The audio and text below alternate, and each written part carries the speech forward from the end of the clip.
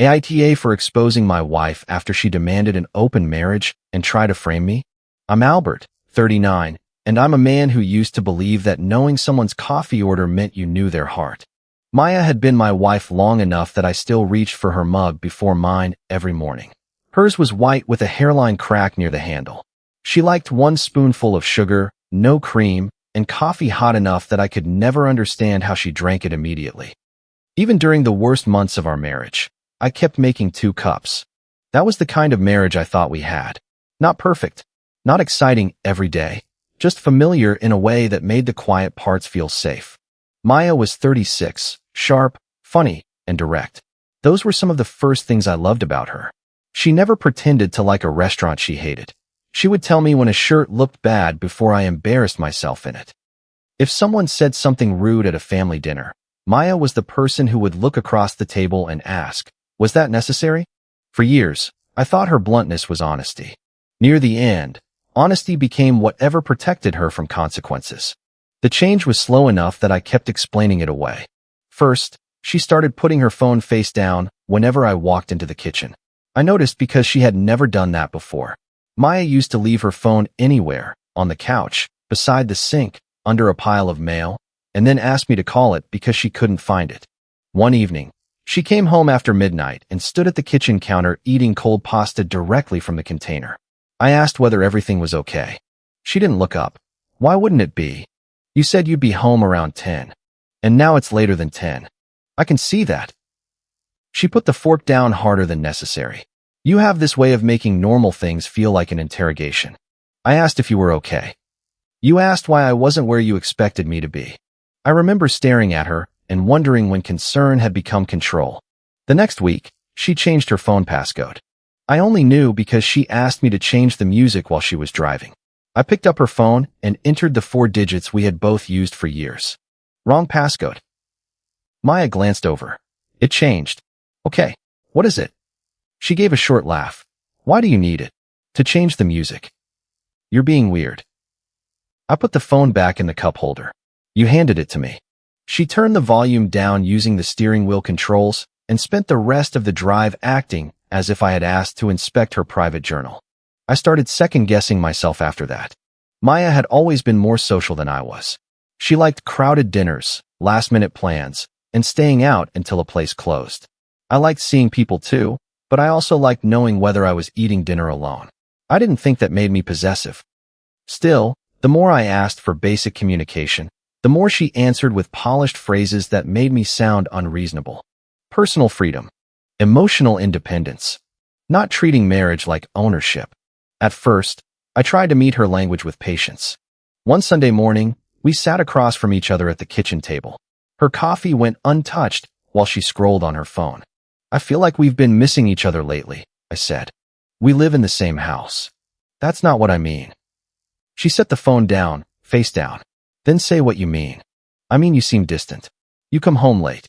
You don't tell me where you are. When I ask, you act like I'm accusing you of something. You are accusing me. You're just doing it in that calm voice so you can pretend you aren't. I'm asking for a conversation. You hear a boundary and immediately think it's about you. I asked why you came home at 1:20 in the morning. Exactly. That. She stood, poured her coffee into the sink, and left the room. I sat there with both mugs in front of me and spent 10 minutes wondering whether I had become the kind of husband who tracked the clock. That was my weakness. I didn't want to control her, so I treated every accusation of control like evidence against me. I began editing myself. I stopped asking where she was going. I stopped asking who would be there. If she came home late, I said, "Good night," and rolled over. When her phone lit up at midnight and a man's name appeared on the screen, I pretended to be asleep. The name was Nolan. I had met him twice. He was 38 and had the kind of confidence that depended on everyone knowing he was confident. He spoke softly, held eye contact too long, and used the word authentic in conversations where most people would have said honest. The first time I met him was at a friend's cookout. Maya introduced him as someone she had gotten to know through mutual friends. Nolan gets growth, she told me later in the car. I looked over. What does that mean? It means he doesn't make everything heavy. What did I make heavy? She sighed. See, after that, his name appeared more often. Nolan recommended a podcast. Nolan knew a restaurant. Nolan had an interesting take on marriage. Nolan thought people confused commitment with possession. I would hear these things while loading the dishwasher or folding towels. Maya said his name casually, almost too casually, like she wanted me to get used to it.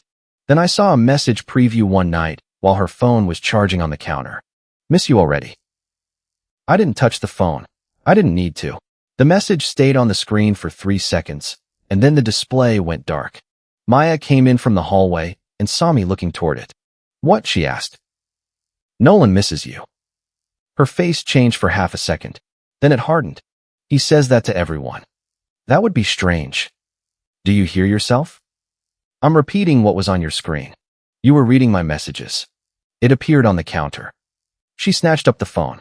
This is exactly why I changed my passcode. I didn't raise my voice. Why does Nolan keep texting you at midnight? Because some people can talk without turning it into a trial. Is something happening between you two? No. She said it quickly, but not angrily. She said it with the tired patience of someone denying an accusation she had rehearsed. Nothing happened, she added. At the time, I wanted to believe her because believing her hurt less than admitting my marriage had become a performance. I suggested counseling. Maya rolled her eyes the first time. The second time, she said, a therapist is just going to validate your insecurity. Then let's find one neither of us knows. We don't need a stranger deciding who's right. I don't need anyone to decide who's right. I need us to stop having the same conversation in different words. Eventually, she agreed. I found a counselor, sent Maya the link, and asked her to choose between 2 appointment times. She picked a Thursday evening. I added it to our shared calendar. For 3 days, I felt something close to relief. Then, on Wednesday, Maya told me the office had rescheduled. When? I asked. They didn't say. They canceled without offering another time? That's what I just said. I'll call them. Her expression sharpened. Why? To reschedule. Albert, stop trying to manage everything. I let it go. A week later, she posted a short social media story from a dimly lit bar. It was mostly a video of a candle and a glass, but Nolan was visible in the background, reflected in a mirror. I watched it twice. When she came home, I asked who she had been with. Renee. Nolan was there. She tossed her keys into the bowl by the door. Other people were there too. You said you were having dinner with Renee. I did have dinner with Renee. Was Nolan with you? Why are you doing this? Doing what? Building a case. That phrase stayed with me. I wasn't building a case then. I was trying to understand why every simple question required a defense. Our anniversary was 2 weeks later. I made the reservation at a place Maya had mentioned for months. Not because I thought one expensive dinner would fix us, but because I wanted one evening where we both showed up. I told her that directly. I don't want to pretend we're fine, I said. I just want us to be present. She looked at me for a long moment and said, okay. That night, she wore the green dress I had bought her the year before. For the first 10 minutes, I thought maybe I had imagined the distance between us. She smiled at something the waiter said. She reached across the table and straightened my sleeve. When her drink arrived, she held it up and said, to surviving another year. I should have heard the wording. Her phone stayed beside her plate. It lit up twice before the appetizers came. Each time, she turned it over without reading the message. By the time our entrees arrived, she had stopped asking me questions. She stared past my shoulder and nodded at things I hadn't said. Where are you right now? I asked. Her eyes returned to mine. What? You're not here. I'm sitting across from you. You know what I mean. She leaned back. I can't do this tonight. Do what? Perform. I asked you to talk to me. You asked me to come to dinner so we could pretend. No, I asked you to be present. She looked down at her phone again. Maya. I need space. She stood before I could answer. Our waiter came over, confused, holding the dessert menu. Maya picked up her purse and said, I'm sorry, but she said it to him, not to me. Then she left. I sat there with one empty seat across from me, 2 half-finished glasses, and a candle burning between them. The waiter asked whether I still wanted dessert. No, I said. Just the check. I paid the bill, asked for the leftovers, and drove home alone. The house was dark when I got there. Maya's car was gone. I carried the restaurant bag into the kitchen, loosened my tie, and put the food in the refrigerator. I remember standing there with the door open, staring at 2 containers stacked on the middle shelf. That was when my phone buzzed. Maya had sent a text. I want an open marriage. This isn't a debate. I'm done pretending one person can be everything. You can either grow with me or admit you only love the version of me you can control. I read it 3 times. My first reaction wasn't anger. It was physical confusion. My hands went cold. My chest tightened. I could hear the refrigerator running behind me and the low hum of the ceiling fan. Everything in the room felt ordinary, while the marriage I thought I had quietly split open. I typed several responses and deleted all of them. Where are you? How long has this been going on? Is this about Nolan? What the hell is wrong with you? Each one would have given her a different way to avoid the actual issue. So I wrote 2 words. I hear you. She replied almost immediately. Good. I knew you'd understand once you stopped reacting from fear. That was the moment something in me settled. Not healed. Settled. Her confidence told me she had expected surrender. I didn't call her. I didn't ask her to come home. I didn't send a long paragraph she could screenshot and pass around as proof that I was unstable. Instead, I called Victor. He had been my closest friend for more than a decade. He answered on the second ring. You okay? He asked. No. What happened? I read him Maya's message. He was quiet for a few seconds. Then he asked, where is she? I don't know. Do you have any reason to think there's already someone else? Yes. Then listen to me. You can be angry tomorrow. Tonight, be smart. I don't know what smart looks like. It looks boring. Screenshots. Statements. Dates. No threats. No scene. I'm not going to threaten anybody. I know. But she may be counting on you reacting badly. I leaned against the counter. Why would she want that? So she doesn't have to be the person who cheated. She gets to be the woman escaping a controlling husband. That landed harder than the ultimatum. Victor lowered his voice. Do not hand her a scene. Hand yourself a record. We stayed on the phone while I checked the accounts I already had legal access to. I did not touch Maya's phone. I didn't guess her passwords. I didn't break into anything. I opened our joint credit card account, the shared bank account, our household email, and the counseling portal we had both used. The first charge I noticed was from a hotel lounge. It was not a huge amount, $78 and change. The kind of charge someone might ignore among groceries, utilities, and restaurant bills. But the date was the same night Maya had told me she was having dinner with Renee. I searched the household email for the hotel name. A rideshare receipt appeared. The pickup location was a restaurant I didn't recognize. The drop-off was the hotel. The account was linked to our shared household email because years earlier Maya and I had used it for travel confirmations. She had probably forgotten the receipts still went there. I found another ride home after midnight. Then I found a reservation confirmation for 2 people at the restaurant near the hotel. The reservation had been made 6 days before Maya asked for an open marriage. My mouth went dry. It's Nolan, I said. How do you know? Victor asked. I don't. Not yet. Then don't say you know. Keep going.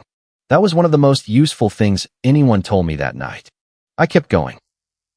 A pattern emerged across several weeks. Restaurants Maya had never mentioned.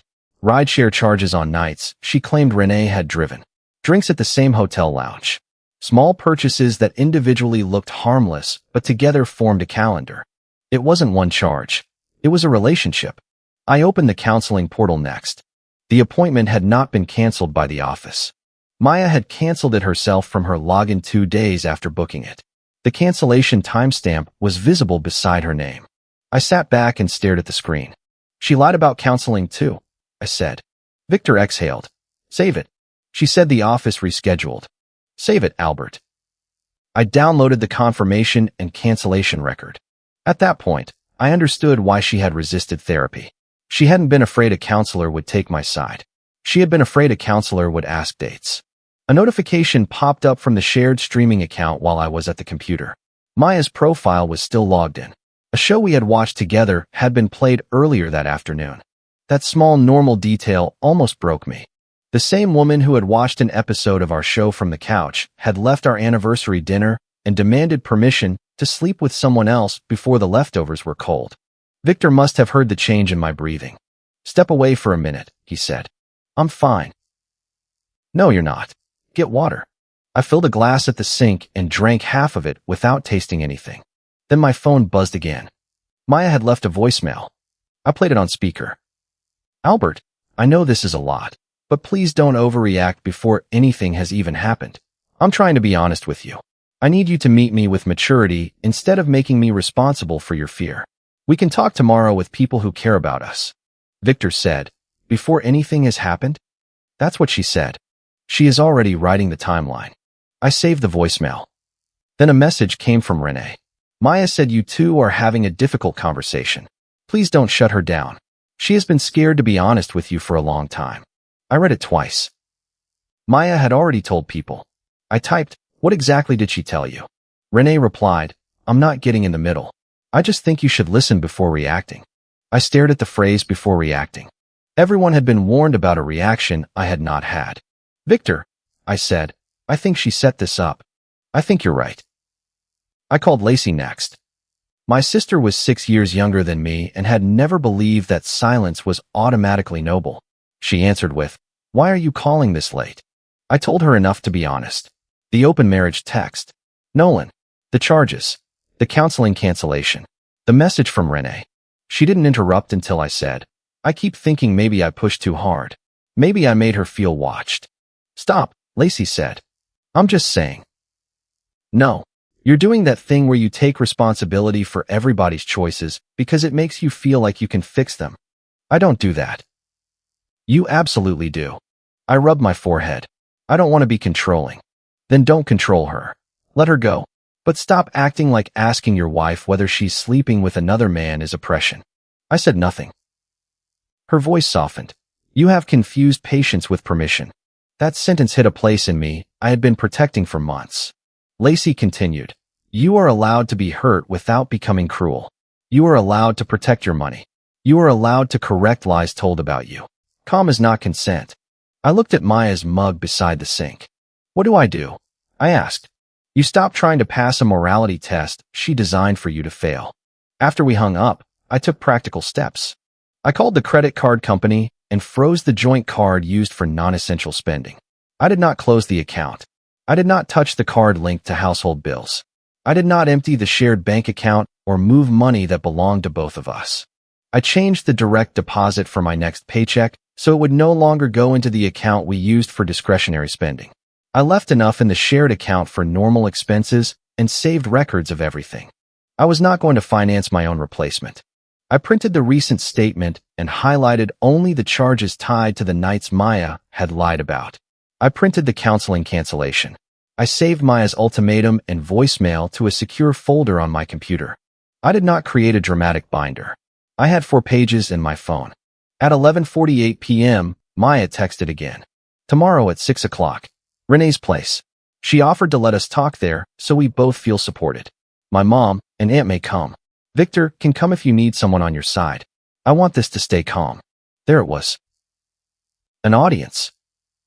I called Victor back and read him the message. She wants witnesses, he said. She says it's support.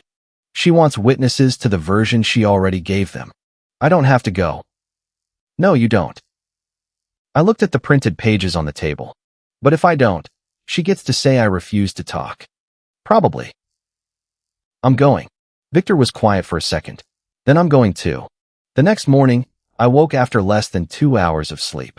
For one confused second, I reached across the bed for Maya. Her side was empty. I got up and made coffee. I made 2 cups out of habit. When I realized what I had done, I stood at the counter with 1 mug in each hand. Hers was the white one with the crack. I poured her coffee into the sink, rinsed the mug, and put it in the cabinet. Then I called a family law office and scheduled a consultation. I did not file anything that day. I wanted to understand my rights before making legal decisions. The receptionist asked whether there were urgent financial concerns. I said there might be, and she told me what documents to preserve. Maya came home a little after noon. She walked in wearing the same green dress, now wrinkled under a long coat. Her makeup had faded around her eyes. She looked tired but not ashamed. Her first question was, why isn't the card working? I was sitting at the kitchen table. I froze non-essential spending. Her face tightened. You froze my card? Our joint card. You had no right. I have the same right to stop charges as you had to make them. This is financial abuse. No, the bill card still works. The shared account still has money for expenses. I stopped funding hotels and dinners I wasn't invited to. She went still. For the first time since the ultimatum, she looked uncertain. What are you talking about? You know what I'm talking about. No, I don't. The hotel lounge, the rideshare receipts, the dinner reservation. Her eyes flicked toward the computer. How did you get into my accounts? I didn't. The charges are on our card. The receipts went to our household email. You were searching for something to use against me. I was checking whether you had already done what you demanded permission to do. Nothing happened. The reservation happened. The hotel happened. The lies happened. She took off her coat and threw it over a chair. You're proving exactly why I couldn't talk to you. I asked you to talk for months. You wanted a confession, not a conversation. I wanted the truth. You wanted control. Maya, I kept my voice low. Were you with Nolan last night? She looked away. That was an answer. I asked again. Were you with him after you left our anniversary dinner? I'm not doing this here. Where would you prefer to do it? In front of the people you already told I'm dangerous. Her head snapped back toward me. I never said dangerous. You said emotionally unsafe. She blinked. I had not known for certain until that moment. Her reaction confirmed it. Who told you that? She asked. No one had to. You're twisting things. I'm going to Renee's at 6 o'clock. You'll get the conversation you arranged. She studied me, trying to decide whether I was bluffing. Then her expression settled into something almost relieved. Good, she said. Maybe you'll listen when it isn't just me. She still thought the room belonged to her. Before leaving again, she said, please don't embarrass yourself tonight. I almost laughed, but there was nothing funny in it. At 5:30, Victor picked me up. He glanced at the 4 pages in my hand. That everything? Enough. Good. I looked out the window as he drove. I don't want this to turn into public humiliation. It already is, he said. She just planned for you to be the one humiliated. I'm only showing what I need to show. That's the right move. When we arrived, there were more cars than I expected. Renee had a large dining table, and every chair was occupied. Maya sat near one end with her mother beside her, and Nolan 2 seats away. Her aunt was there. 3 mutual friends were there. Renee's husband stood near the kitchen counter, looking as if he regretted allowing the gathering in his house. Several dinner plates had already been served. No one was eating. The room went quiet when Victor and I entered. Maya gave me a small, careful smile. Thank you for coming, she said. I almost asked why Nolan was there, but I knew the answer. He was part of the pressure. His presence made the open marriage feel like an idea instead of an affair. If I objected to him specifically, I would look jealous and small. Victor sat beside me.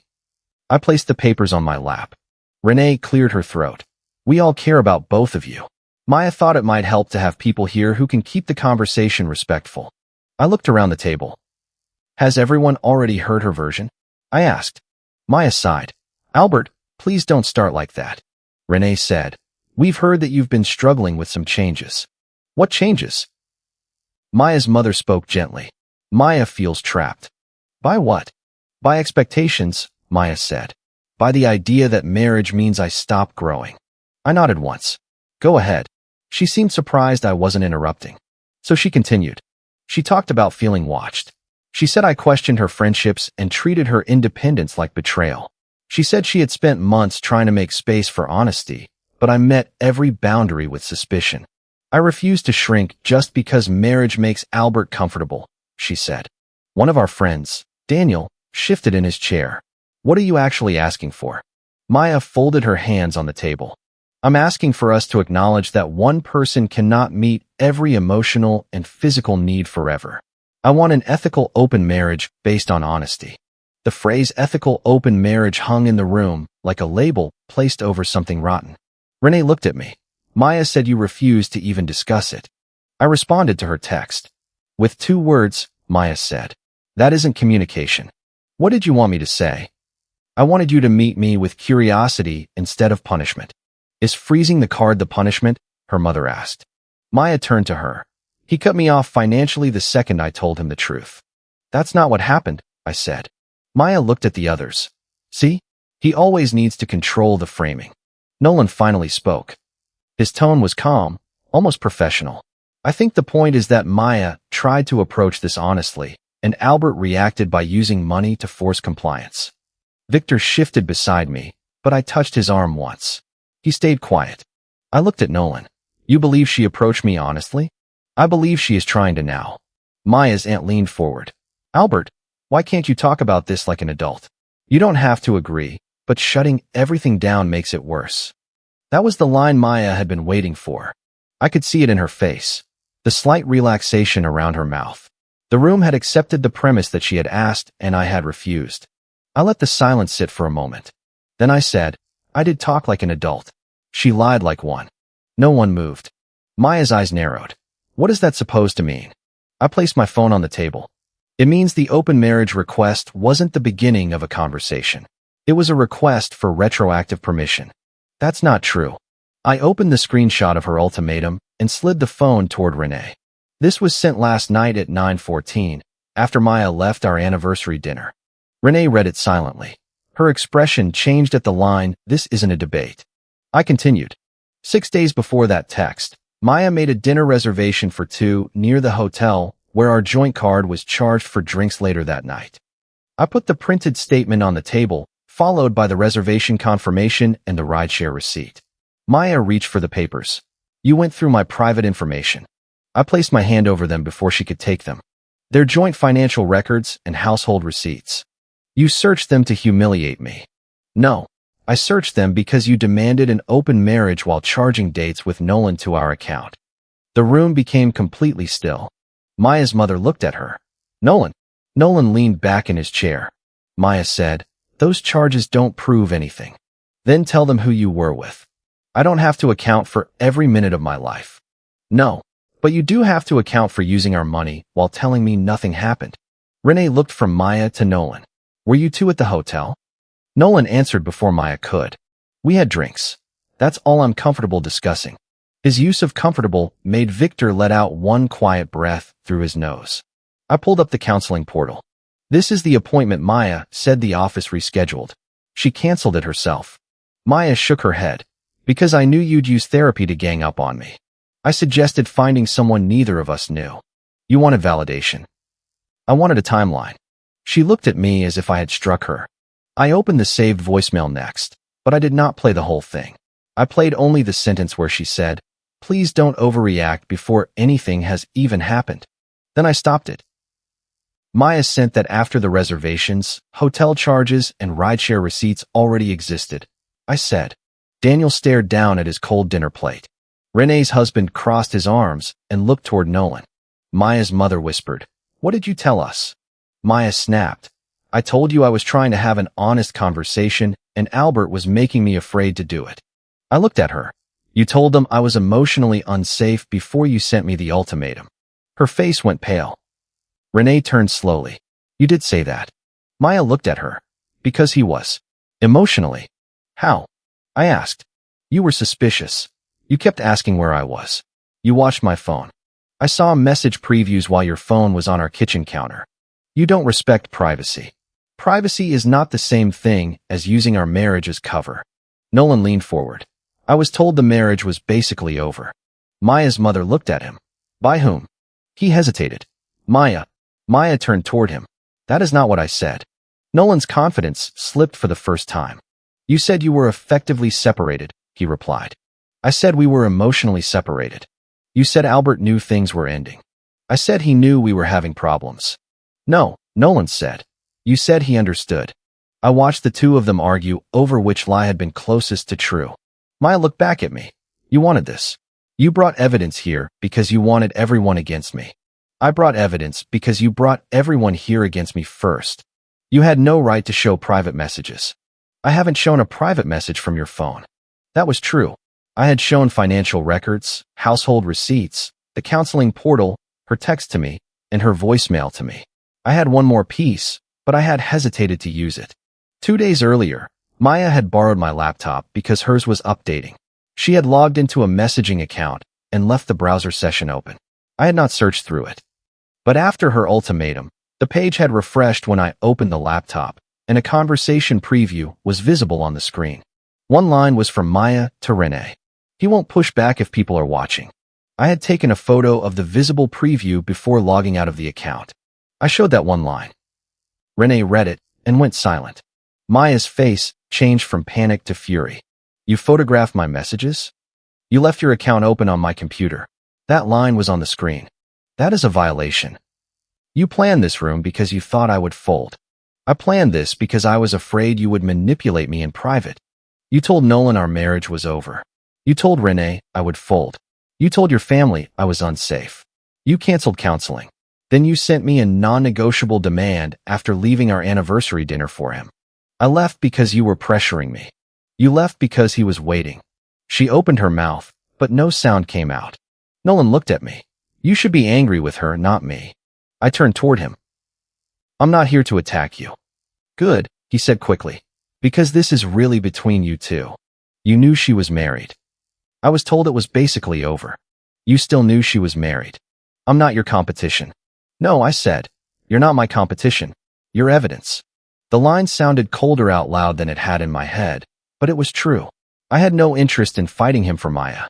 His presence proved only that she had started making choices before asking for my consent. He looked away. Renee had been staring at the table. When she finally spoke, her voice was quiet. Maya told me you had brought up opening the marriage before. I looked at her. I never did. Maya said. I said we had discussed different ways of being married. No, Renee replied.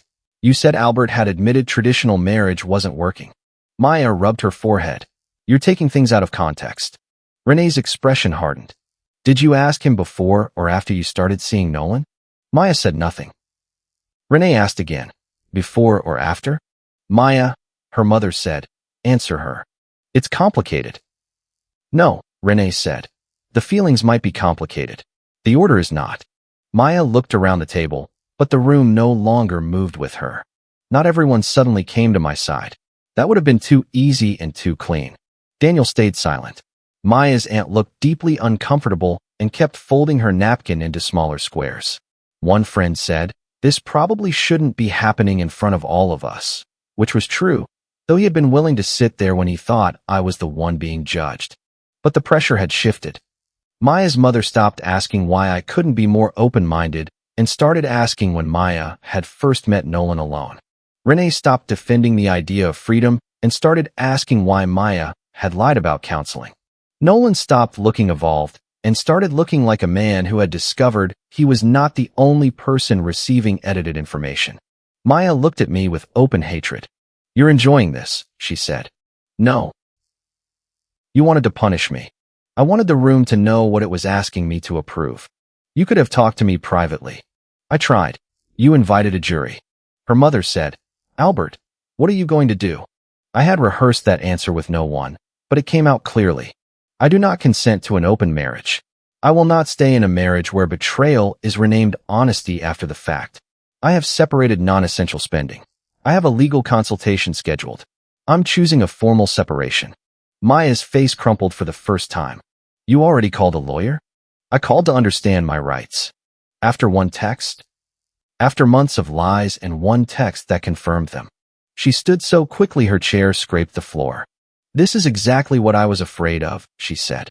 I looked up at her. Consequences? She grabbed her purse and walked toward the front door. Nolan did not follow her immediately. That detail was small, but I saw it. For all his talk about courage and authenticity, he stayed seated while she left the room alone. I waited a few seconds, then stood. Victor got up with me. Renee said, Albert, I'm sorry. I didn't know. I believed that she had not known the full story. I also knew she had been ready to lecture me without asking. You knew one version, I said. You just didn't ask whether it was the only one. She nodded and looked down. Outside, the air was cold enough to make my eyes water. Maya stood beside my car, arms crossed over the green dress. Her face was streaked with tears. For a second, she looked like the woman I had loved for years, and my body reacted before my mind did. I wanted to comfort her. I wanted to open the car door and take her home. I wanted the night to become something we could survive. Then she spoke. You humiliated me. The urge disappeared. You arranged the room. I thought people would help you understand. You thought people would pressure me into accepting what you had already done. I didn't sleep with him. I looked at her for a long moment. Is that your defense? It matters. You lied about where you were. You spent our money. You told them we were separated. You told our friends I was controlling before you asked me anything. You canceled counseling. You left our anniversary dinner to meet him. You don't know that. Were you with him last night? She looked away again. I nodded. That's what I thought. She wiped her face with the heel of her hand. I never wanted to lose you. You wanted to keep me. Isn't that what I just said? No. You wanted my stability while you explored someone else. You wanted the house, the shared bills, the coffee, the family dinners, and a man who would be there when the exciting part got complicated. That isn't fair. You wanted me to stay married under terms you had already broken. I just wanted space to figure out who I am. You didn't ask for space. You asked for consequences to disappear. Her mouth trembled. I was going to tell you. You told everyone except me. That's not true. You told Nolan we were separated. You told Renee I would fold. You told your family I was unsafe. By the time you texted me, I was the last person to learn what my marriage had become. She looked toward the house, maybe expecting Nolan to come out. He didn't. What happens now? She asked. We separate. Just like that. No, not just like that. After months of this, I can stop seeing him. That isn't the whole problem. I'll block him. That isn't the whole problem either. What do you want from me? The truth without an audience. Accountability without a slogan. And I don't think you're ready to give either. She started crying harder. I did not feel victorious. I felt sick. There is no clean satisfaction in watching someone you loved realize that manipulation has failed. There is only the awful clarity that they were willing to manipulate you at all. Victor waited several feet away, giving us privacy without leaving me alone. Maya said, "Can we at least go home and talk? You can go to the house tonight. I'm staying with Victor. You're abandoning me. I'm leaving the conversation before you rename it again." She stared at me. Then she said, "I hate this version of you." I opened the passenger door. This version believes what you do, not what you call it. Victor drove me to his place. On the way, neither of us spoke. I watched streetlights move across the windshield and thought about the coffee mugs, the shared streaming account, the leftovers still in the refrigerator, and the fact that ordinary life does not stop looking ordinary when a marriage ends. At 10:37 that night, Maya sent a long message. She said the gathering had gotten out of control. She said Nolan had misunderstood parts of their conversations. She said Renee had betrayed her confidence. She said I had weaponized finances and private information. She said she loved me and had never intended for our marriage to end. The message was 7 paragraphs long. Not once did she say, "I lied to you." I replied with 4 short points in normal sentences.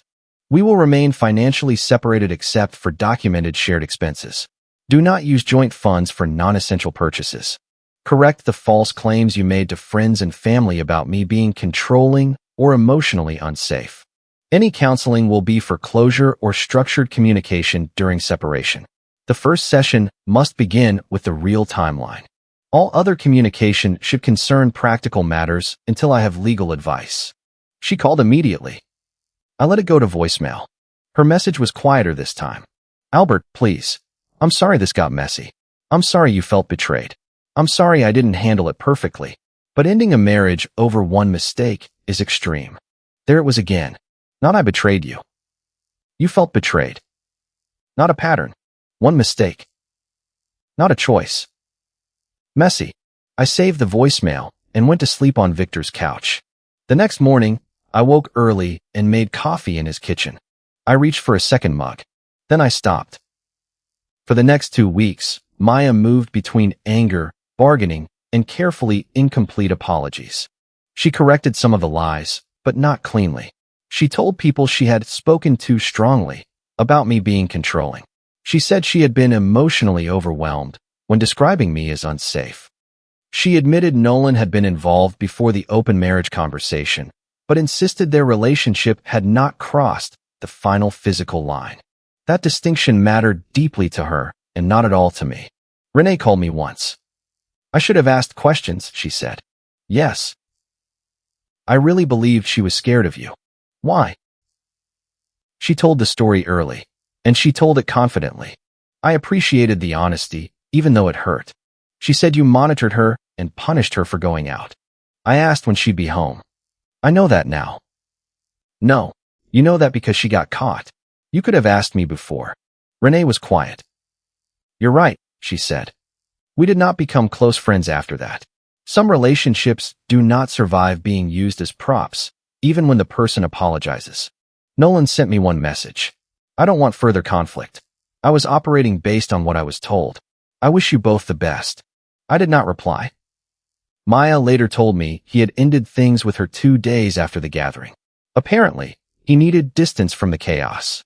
That was the man who supposedly understood her growth better than I did. When the situation stopped making him feel enlightened, he left. Maya blamed me for that too. You made him think I'm a liar, she said during one of our practical phone calls. You lied to him. You made it look worse than it was. I showed dates. She hung up. The legal consultation was not dramatic. There was no courtroom speech, no surprise victory, and no attorney pounding a table. I sat in a quiet office and answered questions about accounts, debts, property, and communication. The lawyer told me to keep records, avoid retaliatory spending, and continue paying legitimate shared expenses until formal arrangements were in place. That was already what I had been doing. Formal separation paperwork followed. Maya asked for counseling after she received it. For one brief moment, I wondered whether she finally understood what she had done. Then, during the first session, she said, I think Albert is using the timeline to avoid discussing the deeper issue, which is that I felt unseen. The counselor asked, when did the relationship with Nolan begin?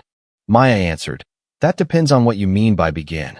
I looked down at my hands. The counselor waited. Maya continued, emotionally, I had been lonely for a long time. That wasn't the question, I said. She turned toward me. This is what you do? You reduce everything to evidence. The counselor said, specific dates matter when one partner is being asked to consider whether an agreement was proposed before or after a boundary was crossed. Maya's jaw tightened. That was the exact neutral space she had spent months avoiding. We attended 3 sessions. They did not save the marriage. They did make communication about the separation more structured. Maya never gave the kind of apology people like to imagine arrives after exposure. She never sat across from me and said, without qualification, I lied because I wanted both of you. She came close once. We were dividing household items. She held the cracked white coffee mug in both hands and said, I thought you'd always be there. I looked at her. I know. I didn't think you'd actually leave. I know that too. Her eyes filled with tears. I thought we could change the rules without losing everything. You changed them alone. I was scared. So was I. She looked down at the mug. Do you hate me? No. That answer surprised both of us. I did not hate her. Hate would have been simpler. I still knew how she liked her coffee. I still remembered the way she laughed the first time we ruined dinner together and ate cereal on the floor. I still knew which songs she skipped and which family stories made her uncomfortable. Love does not vanish the moment trust does. It just becomes unusable. Maya took the mug. I kept the coffee maker. The shared streaming account remained logged in on my television for another week. One night, I saw that Maya had watched the final episode of the series we had started together. I almost sent her a message about it. Something ordinary. Something safe. Then I remembered there was no safe, ordinary left between us. I logged out of every profile and created my own account. That was one of the quietest things I did during the separation and one of the hardest. The social consequences unfolded without me managing them. Maya's mother apologized for pressuring me. Her aunt never did, but she stopped contacting me. Daniel sent a brief message saying he should not have attended a conversation that personal. Renee distanced herself from Maya for several months. Some friends stayed close to Maya and decided the situation was complicated. They were allowed to think that. I no longer needed unanimous agreement. That was part of what changed in me. Before all of this, I thought being fair meant making room for every explanation until my own reality disappeared. I thought calm meant waiting, listening, and giving one more chance for someone to say what they really meant. Now I understand that calm can also mean closing a door without slamming it. A boundary is not a punishment because someone dislikes it.